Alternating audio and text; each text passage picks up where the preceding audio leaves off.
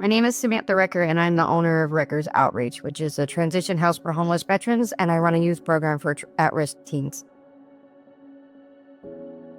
So the transition house itself was created for my 11-year-old. We were handing out donations during the cold seasons in October of 2023, and he asked if we could give them our home. So we created Reckers Outreach. So I grew up in the system. I was taken from my parents when I was 21 days old. So it has always been my dream to run a at-risk youth facility for troubled teens, which is my ultimate goal, which is why I also run the youth program.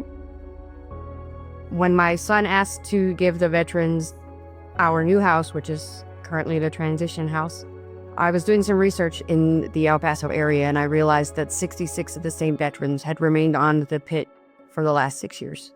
So that to me told me that we need to do something better than what we're doing now. The individuals that I house are those that don't meet qualifications for claims and benefits through the VA. So therefore they take a little bit more time and dedication and motivation to get them back on their feet. So we have processed 19 different veterans through that have successfully got back on their feet, got their own apartments, got their own jobs. Some of them have made it through the legal system and have been able to overcome some setbacks that they had faced. Some have submitted for discharge upgrades and have been approved. Some of it's just, giving people an opportunity to see that there's help out there, people that truly care. I had one resident here who was a single mom of 2 children, and she was staying in her car. She would sleep at one of the nonprofits here in the area, but during the day she would have to leave the facility, and therefore she would sit in her car during the hot summer with 2 children. So now she has her own apartment here in El Paso. Her children are now attending school regularly. They have the assistance that they need from the other community resources, and I think that she's probably one of my biggest successes. So usually they're referred from another agency here in the community. I work with a few of the different partners here. They'll come through and we'll do an intake. We have a general milestone sheet. We'll discuss whether or not they are eligible for claims or benefits, if they have them, if they receive them, if they need them. We'll sit down. We actually make it an individual plan when it's time. If they do choose to actually become a resident here, then we'll sit down and we'll identify specific milestones that they have to reach. So it's a 9-month program. I've only had a few that actually needed to stay all 9 months, depending on what their particular situation is. Like the individual that we currently have now, he has a son, so we also have to add in milestones for the child to make sure that they're enrolled in school and they get the medical facilities that they need. The veterans themselves, they have to go through a mental evaluation, whether it is through Veterans One Stop, or we can use one of the other community services around here that provide veterans with free counseling in the event that they don't have insurance. And then that becomes part of their routine. So we get them back into a routine of making sure that they get the support that they need and they have people that they can talk to. I'm a giver. I'm one that I just want to be there. I want to help. There's no reason for people to struggle if they don't have to. So it doesn't really matter if I help one or if I help a million. To me, my success is just helping one, and I'm already at 19. So at the end of the day, that's all I got to wake up and look at. My intention is to get more properties so that I can house more veterans, but also have the ability to expand on my youth program as well.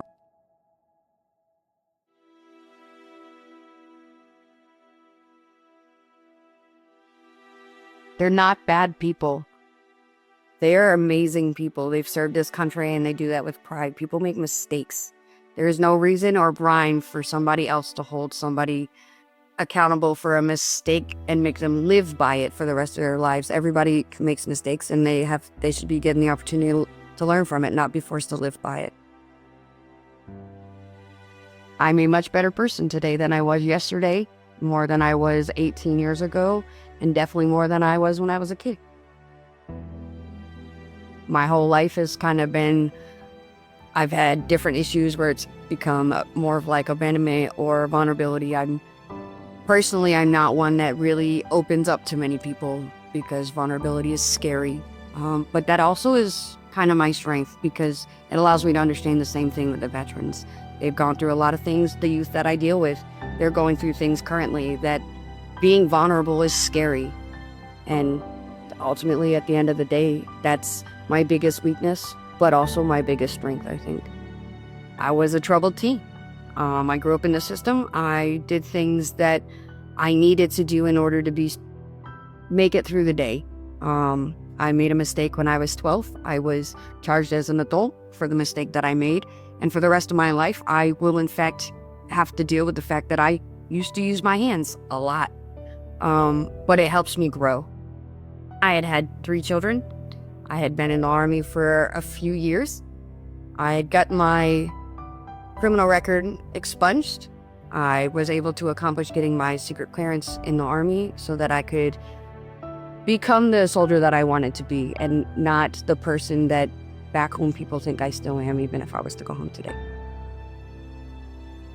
Because of the mistakes that I have made, I wanted to make sure that other people who have made mistakes have that opportunity to grow from it and become better and have the opportunity to show people that they're not bad people.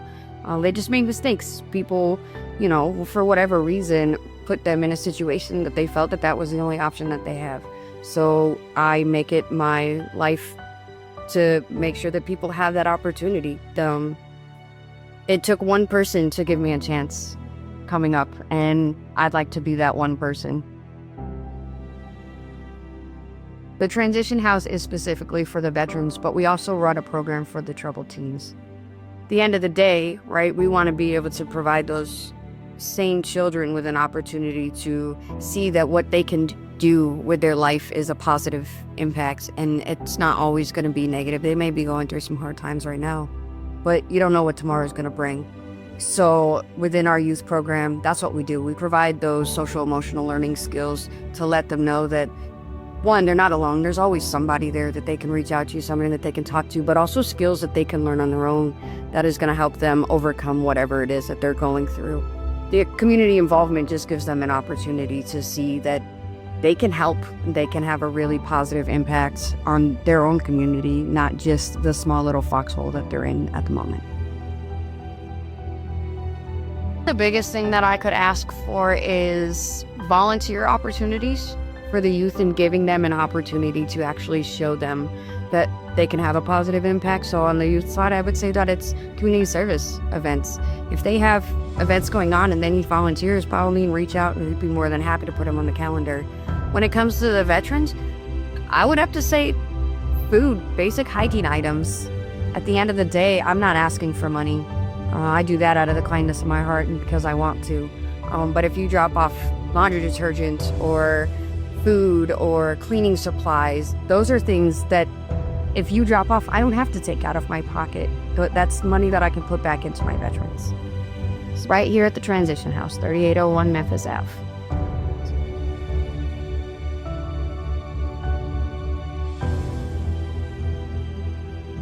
I believe that is why I do what I do, and I'm going to continue to do so until the day I can no longer stand up on my own 2 feet.